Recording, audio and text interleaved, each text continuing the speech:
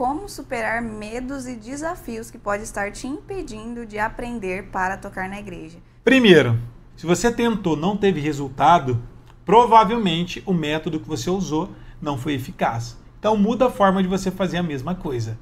É a mesma coisa, se eu falo para você, pula na piscina, você não sabe nadar, você se afoga, você vai sair com trauma, com medo. Se eu chegar para você e falar simplesmente, pula de novo, você vai ter coragem de pular? Não, se você pular, isso vai ser suicídio. Porque você já sabe que você sofreu da primeira vez. Então, automaticamente, o que você vai fazer? Buscar instrução.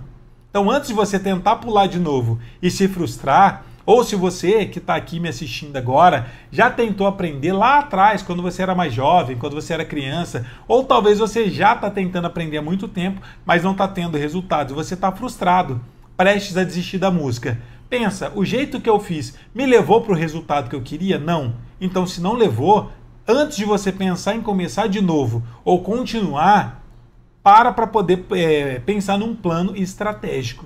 Se eu não conseguir sozinho, aonde eu consigo essa informação que vai me ajudar a chegar no meu resultado muito mais rápido?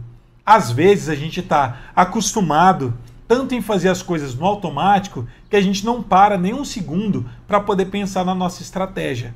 Eu vejo algumas pessoas falando, eu tenho tão pouco tempo, professor, para me estudar, que não dá tempo para mim parar, para mim ficar programando o que eu vou estar estudando.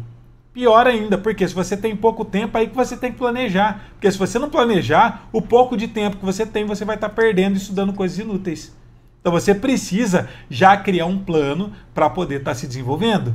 Qual que é esse plano? Inclusive eu falo isso para muitos alunos. Muita gente quando entra no meu curso de violão gospel, teclado gospel, baixo gospel, muita gente fala, professor, legal, mas esse mundaréu de conteúdos, por onde eu começo? Sabe qual que é a boa notícia? Que eu sempre falo, começa do início. Porque eu já bolei esse plano da forma cronológica e mais didática possível para o aluno não ter que se preocupar com isso. Então simplesmente nossos alunos pegam a primeira aula, a segunda, a terceira e seguem um cronograma.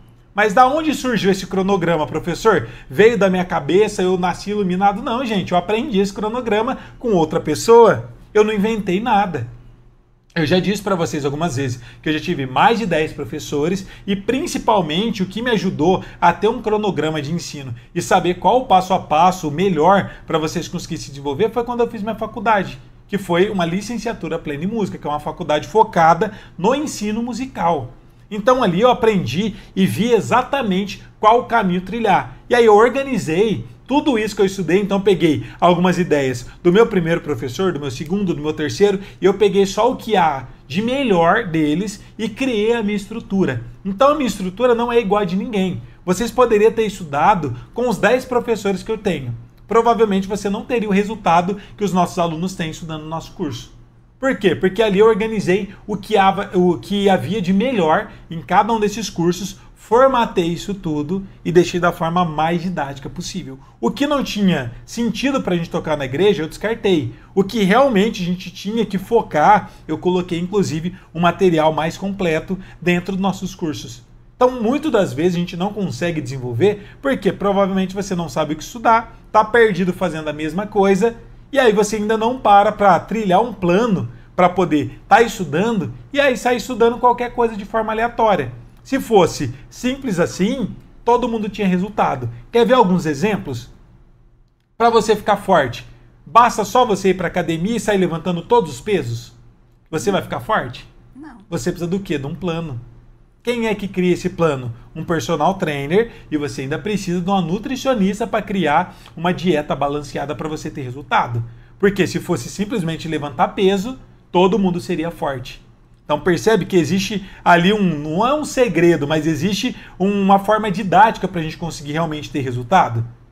Vou dar outro exemplo para vocês. Para você ser uma pessoa maratonista que corre muito, muito rápido, é simplesmente você colocar um tênis no pé e sair correndo todos os dias, você vai correr mais rápido do que uma pessoa profissional? Não, você precisa de um treinador, você precisa de uma alimentação balanceada. Não basta você correr todos os dias o máximo que você pode, porque vai ter treinos regenerativos que você vai ter que correr lento, vai ter dias que você não vai poder treinar, porque é uma metodologia que veio desenvolvendo ao longo dos anos e eles já testaram de tudo. Só que muita gente ainda está tentando testar ou descobrir algo que já foi inventado há muito tempo, que já foi testado lá atrás.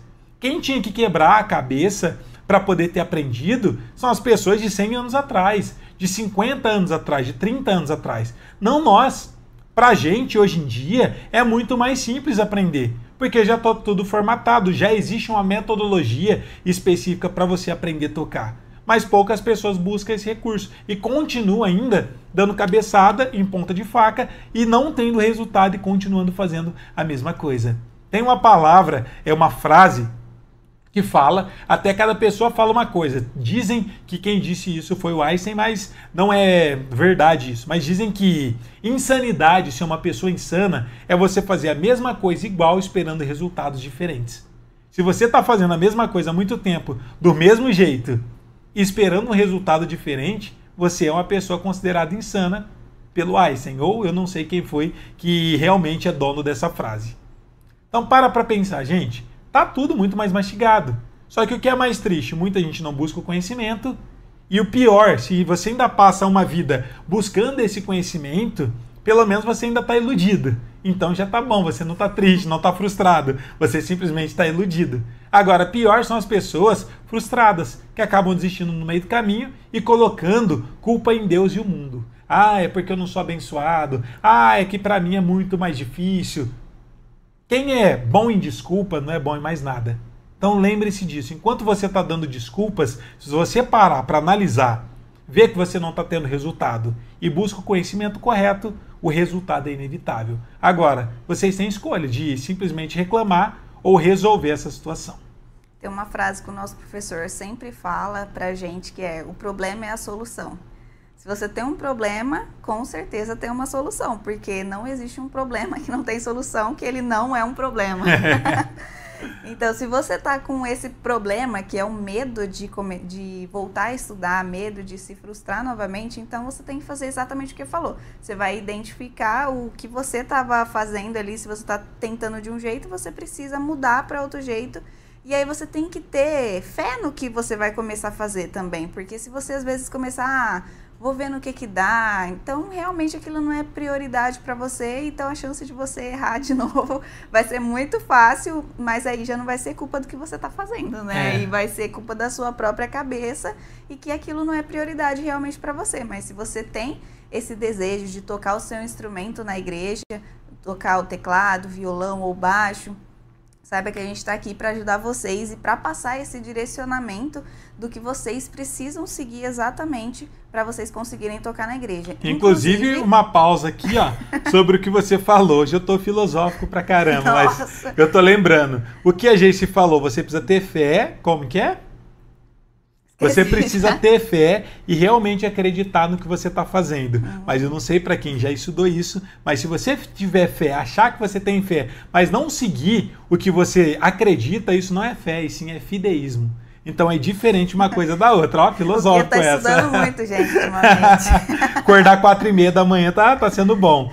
Mas é importante, além de você ter fé e você realmente seguir o que você acredita, mas estudar também, colocar em prática. Porque nós que somos cristãos, às vezes a gente está acostumados muito em ficar tipo o tempo todo colocando tudo na fé, tudo na espiritualidade e acaba deixando de fazer a nossa parte. Deus sempre vai fazer a parte dele, desde que a gente comece a fazer a nossa. Então a gente não tem que ficar terceirizando a responsabilidade para Cristo, não, para Jesus. Ele está aqui para ajudar a gente nas causas impossíveis. O que é possível é nós que temos que fazer. Porque senão seria muito simples. Pessoas que não são cristãs não tocariam tão bem assim, e nós somos músicos cristãos, era pra gente ser referência, mas a verdade é o oposto. Eu vejo a grande maioria dos músicos, das pessoas que não são cristãs, tocando muito, e nós que éramos para ser referência, não tocando nada. Então sempre lembrem-se disso, gente. Temos que fazer a nossa parte também, além da fé, além da parte espiritual, tem que ter a parte técnica e a parte científica do estudo mesmo musical para vocês se tornarem músicos preparados para tocar na igreja.